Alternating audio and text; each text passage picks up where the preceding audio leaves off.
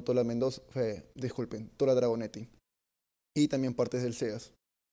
La primera conferencia a cargo del profesor Miguel Polo se titula Budismo, las tres marcas de la existencia. Los comentadores son la magíster en Educación por la Universidad de San Marcos, Mary Osorio, y el magíster en Filosofía, también por San Marcos, Marco Jiménez. Les damos pase con la palabra al profesor Polo.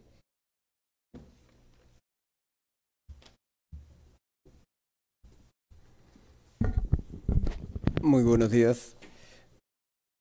Hoy día vamos a hablar en esta primera mesa algo de budismo. El budismo es una gran tradición en Asia, de hecho, ¿no? Es una de las principales después quizá del hinduismo, que ha dejado una profunda huella en las distintas tradiciones y culturas de Asia, sea la India, sea el sur de Asia, sea China, Japón, Corea, y donde todavía se sigue practicando esta gran tradición, y además porque el budismo ya no está solo en Oriente, ¿no? Ahora también pertenece, digamos así, a estos otros continentes, ¿no? Hay una fuerte migración, influencia budista en estas partes también.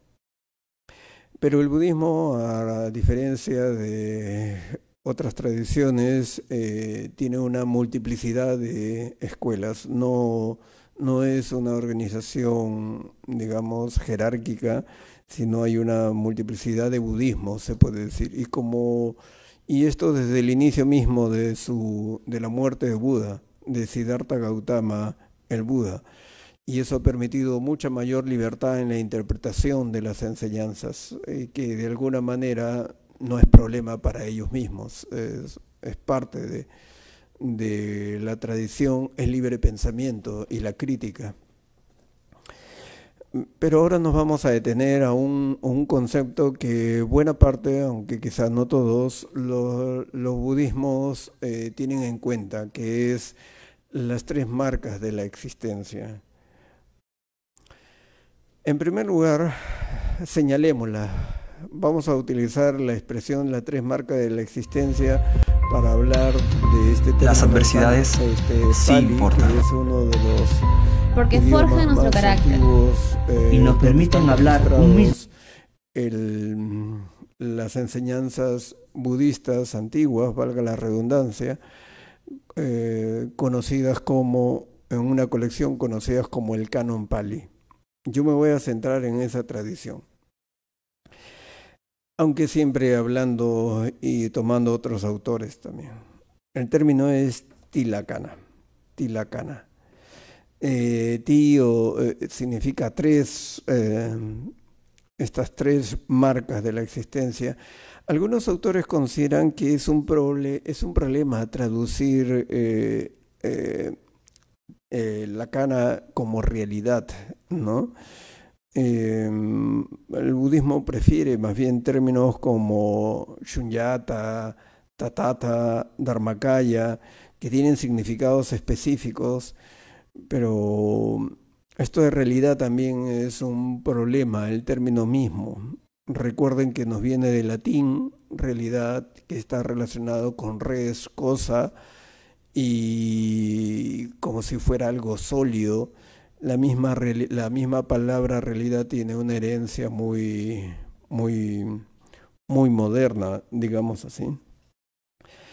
Por eso hasta las ontologías que rescatan las visiones tradicionales no prefieren el término realidad, sino el término ser, por ejemplo, en Occidente como Heidegger. ¿Cuáles son estas tres marcas que el budismo ha hablado reiteradamente? Las tradiciones budistas hacen referencia. Uno es dukkha. Dukkha puede ser traducido como sufrimiento. De hecho, ha sido la traducción más aceptada, ¿no? O más general, sufrimiento. Pero por extensión, dukkha también es insatisfacción.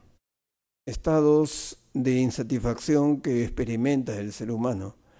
Cuando hablamos de sufrimiento nos referimos a toda una gradación, desde el hecho de estar intranquilos, incómodos, hasta el hecho de tener grandes problemas mentales, ¿no? Toda esa gradación implica el sufrimiento. Y gran parte de ello tiene que ver con este mecanismo de insatisfacción que tiene el ser humano constantemente, que hoy día está siendo trabajado, por ejemplo, por las críticas culturales, ¿no? Al criticar el tema del consumismo y la insatisfacción que tiene el ser humano para seguir consumiendo y consumiendo, ¿no? Eso también educa esa ansia de llenar el vacío, ¿no? El otro término al cual me voy a hacer más referencia es el cambio, la impermanencia, dado que en la tradición occidental ha sido también un término muy, muy trabajado, ¿no? Ese es anicca, que sería en sánscrito algo así como anitya. Nitya sería lo eterno. Aquí es más bien la apuesta por la impermanencia. La realidad es impermanente, está en constante cambio. ¿Cómo podemos decir que algo es? Hay toda una crítica budista a la idea del es, y no solamente dentro del budismo, pero tampoco su contrario, que no es, que algo no es, es decir, que simplemente es una ilusión. Y esto porque hemos estado viendo ya en nuestro curso que el budismo más bien postula una vía media, un camino medio, ¿no? Entre ese es y no es. Y de algún modo tiene que ver con la impermanencia y con la otra característica que es la insustancialidad, el no yo, anatta. Atta puede ser, es la forma pali del Atman. El Atman es algo así como el sí mismo, la esencia. Y justamente por eso no hay esencia, no hay esencia. Y como no hay esencia, también se puede decir, y hay muchos escritos sobre eso, no hay un yo que sea una esencia en nuestro ser. Ahora, pero eso de la carencia del no yo no significa que sea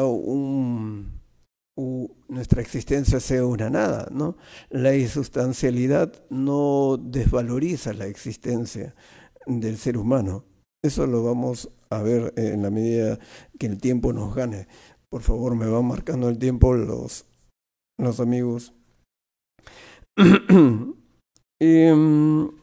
En los textos antiguos aparecen las referencias a la existencia condicionada.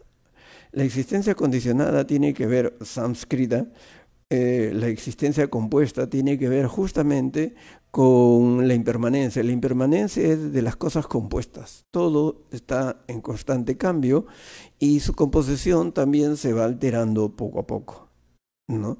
Eso ocurre con el organismo humano, eso ocurre con la realidad natural y eso ocurre también con los estados mentales.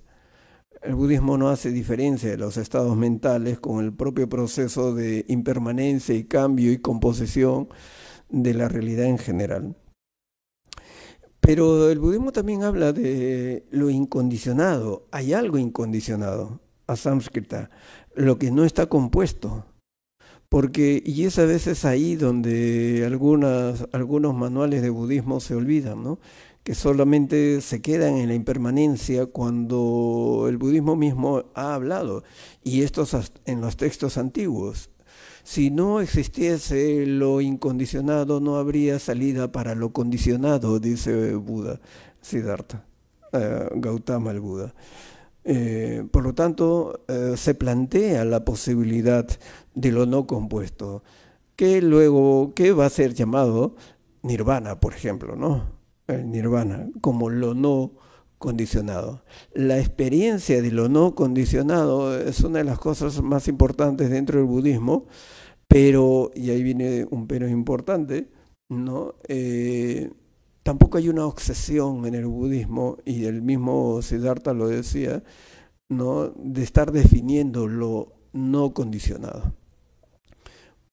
Si uno ve los textos antiguos, como el Canon Pali, no encuentra uno un discurso sobre el nirvana, sobre lo no condicionado, porque parece ser que la actitud pragmática de Shakyamuni era que o la experimentas o no la experimentas, pero no puedes estar hablando de lo incondicionado, porque solo lo puedes hablar desde lo condicionado.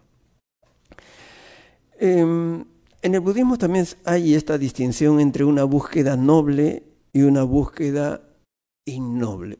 ¿No? Una búsqueda innoble tiene que ver justamente con ese deseo, ¿no?, de, digamos, de las cosas, ¿no?, que están condicionadas y nosotros asumimos que son subjetivamente, claro, que son eternas, permanentes, ¿no? Entonces nuestro propio ser deseamos nosotros que sea permanente. Toda esta búsqueda que hoy día hay, por ejemplo, del transhumanismo, de la posibilidad que nuestro ser nunca muera, eso sería para el budismo una búsqueda innoble. Es no reconocer lo que ellos llaman el Dharma, la ley de la naturaleza. Bueno, que somos impermanentes y que hemos de morir. La búsqueda noble tiene que ver más bien con esa búsqueda de lo incondicionado que hay. Y claro, eso se vuelve todo un reto. ¿Cómo desde lo condicionado voy a lo incondicionado? Sigamos con algunas características generales. Hay pues una interrelación entre estas tres marcas de la existencia. Pues si yo no percibo que las cosas son impermanentes, bueno, voy a estar insatisfecho. Compré el auto que quería, sí pues. ¿Estás satisfecho con eso? Pues no estoy satisfecho. Tarde o temprano la satisfacción esa me durará, qué sé yo, medio año, no, y quizá un año, pero después de unos 3, 4 años ya quiero cambiar de auto. Ya no es el mismo. Ya no me gusta. Algo falla. Y de hecho los autos hay que estar arreglándolos constantemente, y eso mismo produce la insatisfacción de la impermanencia. El no reconocer la impermanencia produce la insatisfacción porque esperamos que sea más duradero. Esperamos que dure pues 15 años, 20 años, 50 años. Y no reconocemos esa dinámica de la realidad de la impermanencia. Y así como el auto, también con los procesos mentales, también con los afectos. Hablamos del amor eterno, por ejemplo, pero ¿qué es eso del amor eterno? Como si fuera algo sólido, como si fuese algo que no cambia. Que esté sometido a nuevos procesos, a nuevos enriquecimientos, eso sí, el budismo también habla del amor, claro que sí, y lo diferencia de la compasión. Pero no lo ve como un objeto en el sentido de como si fuera algo que se logra definitivamente, sino también que se va enriqueciendo constantemente. Hay una interrelación entonces, porque si yo no percibo que no hay algo sólido, que entonces también no voy percibiendo la insatisfacción. Hay una relación entre insatisfacción, impermanencia e insustancialidad. Pero entonces, ¿cómo es la realidad? Si se nos escapa constantemente, ¿no? Pues hace unos momentos ya no era de algún modo toda esta realidad, ahora estamos en otra y estamos constantemente fluyendo. Y el mismo problema heraclitiano, ¿no? No te puedes bañar 2 veces en el mismo río. Entonces, ¿cómo digo yo que soy? ¿Cómo digo yo que estoy en una aula, en un auditorio conversando con ustedes? ¿No? Vamos a ver si llegamos a ese punto. Esto mismo es la clave para la práctica budista.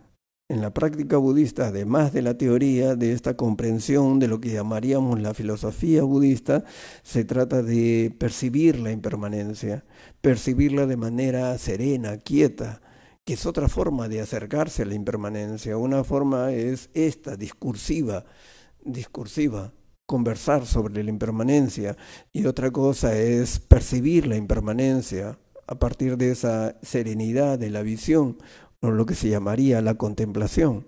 Una cosa es contemplar la impermanencia y otra cosa es pensar la impermanencia, por ejemplo, y así los otros estados. Detengámonos rápidamente porque sé que el tema nos puede extenderse demasiado. 2. En el dukkha, sufrimiento, insatisfacción y en la impermanencia. Primero, dukkha ya hemos dicho que se traduce por dolor, sufrimiento, insatisfacción. Y por eso mismo erróneamente se ha visto el budismo como si fuera una filosofía o una forma de vida pesimista, ¿no? Sí, pues todo es doloroso, ¿no? Pero sin embargo, cuando vemos a los monjes, siempre están que se matan de risa, ¿no? Entonces uno no entiende qué está pasando, si es que uno tiene una comprensión bastante básica del budismo, ¿no?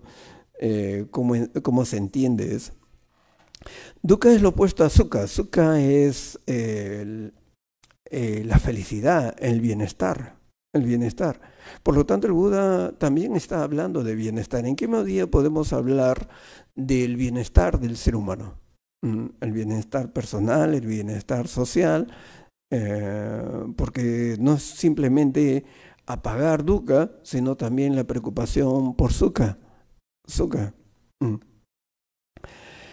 Y esto ya tiene su antecedente, como ya lo hemos trabajado también en las Upanishads, porque estos sabios de las Upanishads quieren escapar del sufrimiento y de la muerte, buscan la inmortalidad, pero lo hacen de un modo metafísico, casi platónico, diríamos, ¿no? Mientras en el budismo no es tanto escapar, es asumirlo. Esa es nuestra marca. Una de las cosas con el cual a veces no se percibe es que en el budismo y específicamente en la enseñanza de Shakyamuni hay una preocupación por los seres humanos que sufren, ¿no? Es decir, no te escapes con el nirvana, no te escapes pensando en el nirvana, no te escapes pensando en la inmortalidad. Primero asume lo que hay. ¿Y qué es lo que hay? Pues una condición negativa. Los seres humanos sufrimos, sentimos incomodidad, sentimos rabia, sentimos desamor, sentimos muchos problemas. Bueno, empecemos por ahí. Esa es más o menos la metodología de Shakyamuni. No empezar por la idealidad, no empezar por el mito, no empezar por el escape mental, sino enfrentar lo que somos primero. Y lo que somos, él lo denominaba dukkha, la insatisfacción. ¿Por qué quieres escapar? ¿Por qué no enfrentas primero lo que hay? Dukkha figura en las 4 nobles verdades, tema del cual hablaremos especialmente en nuestro curso, y habla de las 3 características de la existencia de las cuales estamos haciendo referencia, ¿no? Ahora, ¿qué sentido tiene dukkha? ¿Por qué le llaman noble verdad de dukkha? La noble verdad del sufrimiento. ¿Qué noble hay en sufrir? Sufrir para nosotros, bajo una cierta tradición, hemos visto que el sufrimiento no debería existir, es innoble. Pero bueno, existe. ¿Qué quiso decir entonces Buda con dukkha? ¿Dukkha es mental o físico? La definición, dice un autor, David Bercier, la definición de dukkha incluye no solo elementos psicológicos, sino también físicos. De hecho, la mayoría de lo que Buda incluye en la definición de dukkha son cosas que nos ocurren todos los días. Todos los días. Por lo tanto, es toda esa escala psíquica y física, ¿no? De insatisfacción, de sufrimiento, de enfermedad, todo eso es dukkha. Entonces, si el Buda dice que hay que liberarse de dukkha y que se supone que él alcanzó el nirvana, ¿por qué enfermó? ¿Por qué envejeció? ¿Y por qué murió? Hay muchos budistas a veces callan, ¿no? Bueno, se sabe que el Buda se enfermó. Se enfermó, por ejemplo, pues hubo una vez donde pisó una astilla y se infectó y estuvo varios días ahí en cama, ¿no? Entonces, en otras palabras, era un mortal como cualquiera de nosotros. Entonces, ¿a qué se refería cuando el nirvana es la solución? Que el nirvana nos libera de dukkha. Cuando él mismo murió. Dukkha también es morir. Y entonces, ¿de qué está hablando? ¿De qué está hablando? David Berkshire dice lo siguiente: el Buda nos da una definición de dukkha muy clara. Morir es sufrimiento, y el Buda murió. Así que no es correcto decir que el sufrimiento no hizo mella en él tras su iluminación. En cierta ocasión, Buda se le infectó una espina que se clavó en un pie y la herida se hizo séptica. Soportó el dolor con gran fortaleza. No es verdad que no sufriera. La iluminación no lo hizo inmune a pisar sobre una espina ni al dolor subsiguiente. El dolor no se acabó y no se acaba con la iluminación. Esa es una idea que muchos budistas no estarían de acuerdo, ¿no? Pero lo cierto es que ocurrió. Esa interpretación, estoy más de acuerdo con esta interpretación de David Berkshire, que es un budista inglés. Ahora, pero hay otros problemas. ¿Qué quiere decir que no deberíamos llorar cuando un ser amado muere? ¿No? Esta idea parece sospechosa. El dolor es un proceso natural y saludable. El Buda sufrió pérdidas que le resultaron muy dolorosas a él, su familia, por ejemplo, dice David Berkshire. Aún practicantes occidentales de meditación, luego de años de práctica, todavía siguen experimentando emociones, confusiones y sufrimiento. Y entonces se hacen la pregunta, entonces ¿para qué sirven las experiencias meditativas? Si no nos libran, si ya no dejamos de sufrir, ¿no? Como hay un grupo, pare de sufrir, ¿no? Entonces, ¿qué sentido tiene dukkha? La primera noble verdad es verdadera porque nos describe lo que experimentamos, en primer lugar. Dice David Berkshire, del dukkha uno no se puede evadir. Sufrir aflicciones es auténtico, es real y hace la vida real. Pero no está, dice también este autor, pero no está en nuestras manos crear una vida en la que no esté presente la aflicción, porque existe.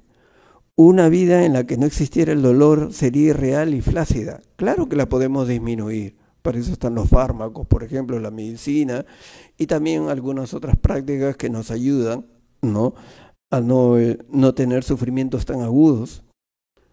Proponer tal tipo de existencia, una existencia donde no existe el sufrimiento, como meta sería una locura. El Buda no nos enseñó a escapar del sufrimiento. Una vida completamente libre del dolor, tal como su padre habría proyectado para él, no es auténtica. Recuerden el mito, la leyenda. Su padre no quería que experimentase ningún sufrimiento, pues él sale del palacio y experimenta el sufrimiento al ver a otras personas sufrir. Tras conseguir la iluminación, vemos y sentimos esto con mayor claridad, no con menos. Esto es exactamente lo opuesto a lo que generalmente enseñan los libros de texto budistas, en los que la iluminación está concebida casi como una evasión, o como una superación, como un ser tan especial que no siente dolor ni físico ni mental. Pero quizás la palabra que puede ayudarnos a entender dukkha sea la noble verdad de dukkha. ¿Por qué se le llama noble? Noble es merecedor de respeto. Entonces lo que se trata es asumir dukkha con dignidad. Es la huida lo que es indigno y vergonzoso. Recuerden que Buda venía de una familia de brahmanes, de guerreros. La idea de noble también tiene que ver, está asociada a su propia práctica. Es noble enfrentar el sufrimiento. No es noble escapar de él. Es noble enfrentar al enemigo, ¿no? Pues no hay que escapar de él. En ese sentido de noble es que estaba hablando. ¿Por qué tenemos que huir del sufrimiento?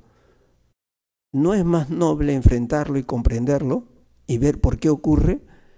Porque el Buda se dedicó mucho tiempo de su práctica a ver las causas, las condiciones que produce el malestar, el sufrimiento. Entonces no estaba escapando. El principio de nobleza, dice David Berkshire, soportar el sufrimiento inherente a nuestro ser. Esa es verdadera nobleza, ¿no? Porque si no, entre comillas, aceptas, si no lo percibes, si no lo asumes, ¿cómo quieres comprenderlo? La idea de comprensión pasa primero por saber que eso es lo que tenemos. Llamar a la aflicción una noble verdad es liberador porque el orgullo y la dignidad juegan una parte fundamental en la psicología humana.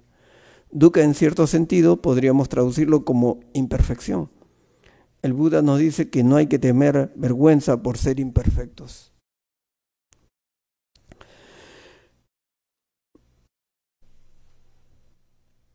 Más aún, dice este autor, me parece central esto para derrumbar algunos mitos. La enseñanza de Buda empieza con un ataque a la vergüenza que sentimos de nuestro sufrimiento. Dice que dukkha, imperfección, sufrimiento, es real y que no debemos sentirnos avergonzados de ello. De hecho, afrontar la inevitable aflicción es noble.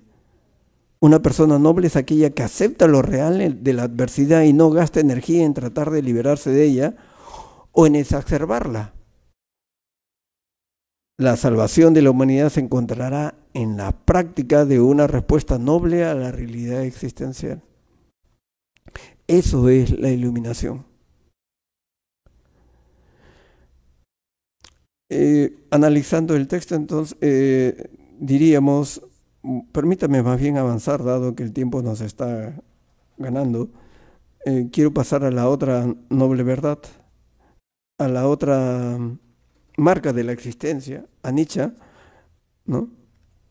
Sabemos, 5 minutos más, por favor, desde el inicio de la filosofía antigua, ¿no? También en los chinos, en los indios, querían dar cuenta de la transitoriedad.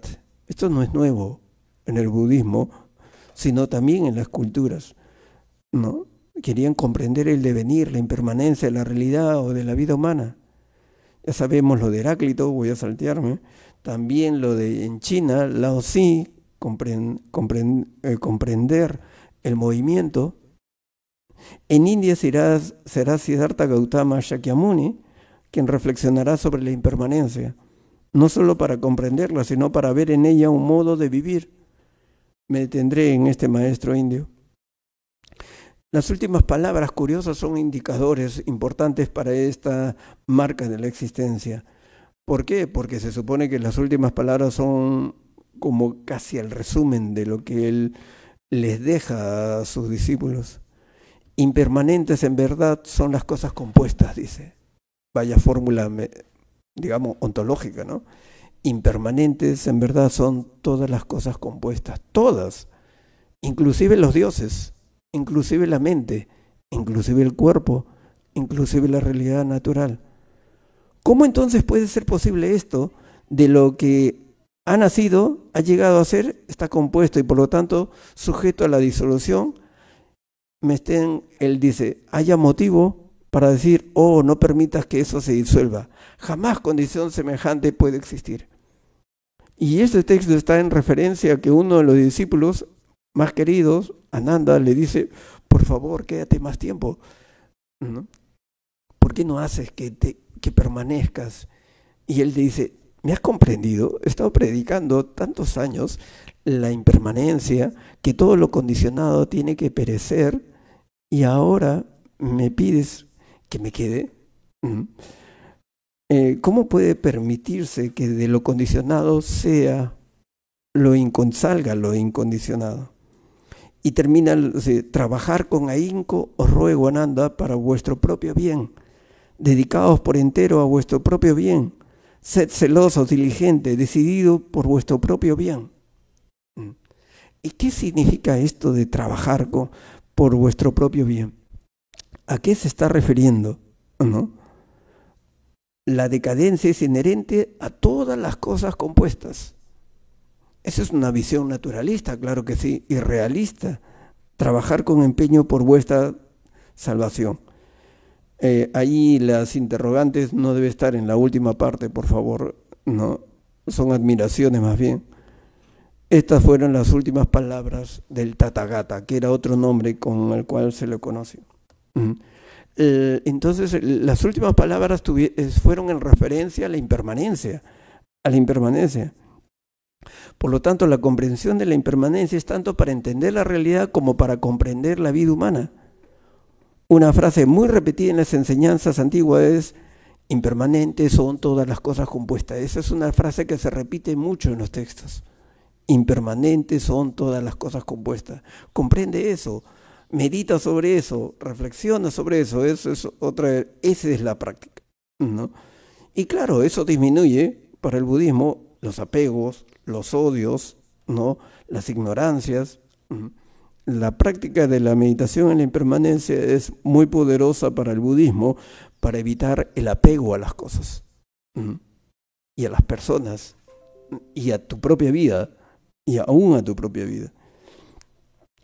Buda comprende que no hay modo de entender el sufrimiento sin entender la impermanencia. Por eso, entre sus últimas palabras, hemos dicho, pide que comprendamos que la impermanencia es inherente a todas las cosas compuestas.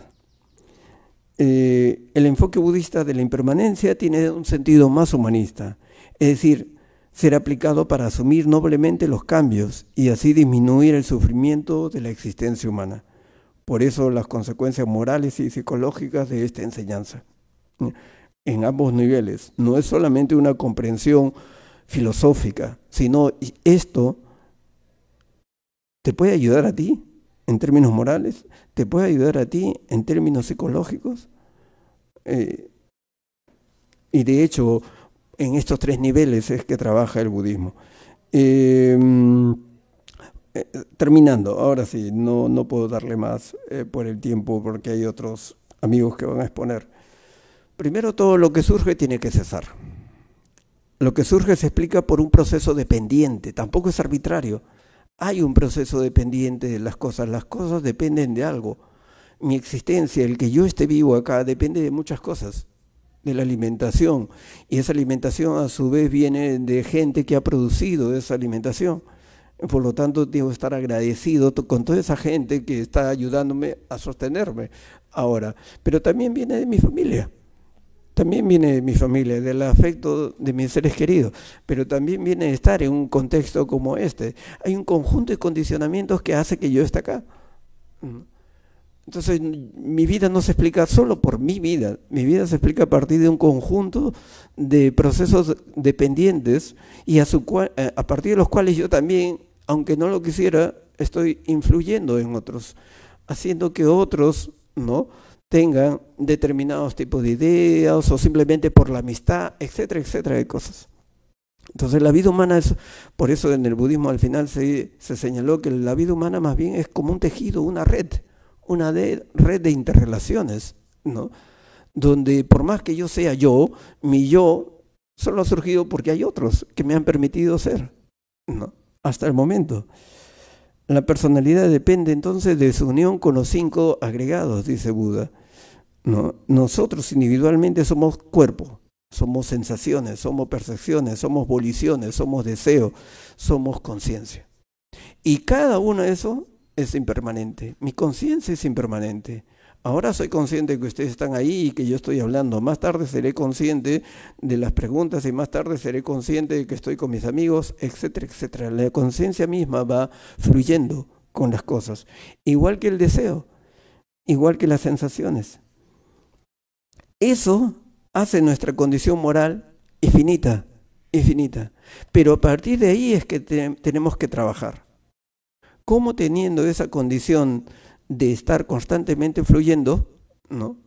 ¿Cómo es que puedo hacer, digamos, cómo puedo amar a una persona, cómo puedo sentir compasión por una persona, cómo puedo sentir empatía por una persona? Ese es un poco ya el trabajo moral dentro del budismo, que no hay tiempo ahora para desarrollarlo. Bueno, espero haber dado siquiera algunas pinceladas para aprovechar más bien las preguntas de los amigos. Gracias.